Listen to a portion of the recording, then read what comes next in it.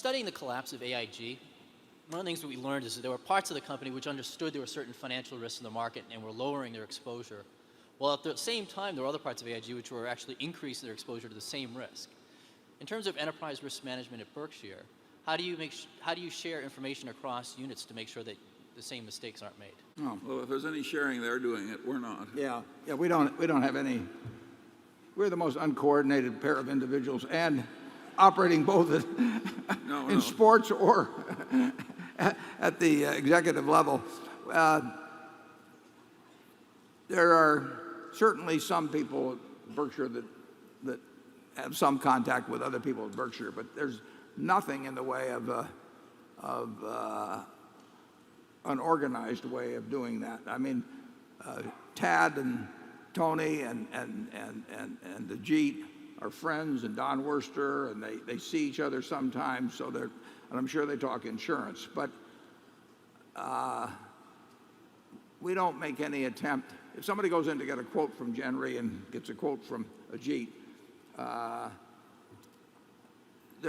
we have no system that prevents or that coordinates them, our two units, to give the same quote or anything of the sort. We want our businesses to run very autonomously, and we want the managers of those businesses to feel like they're their own business. That's enormously important at Berkshire.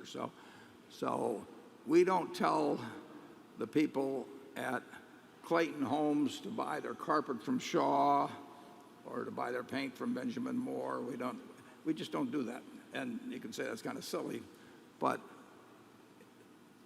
It's any helped us.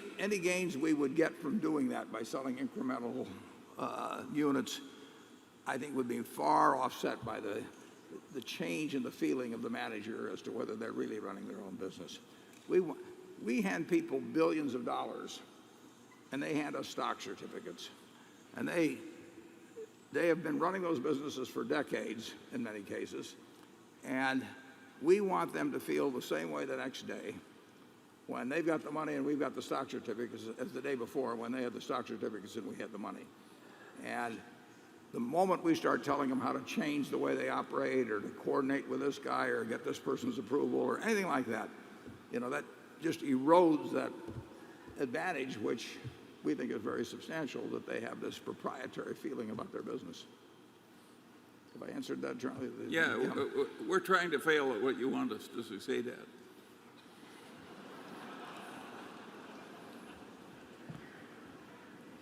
I'll have to think about that a little.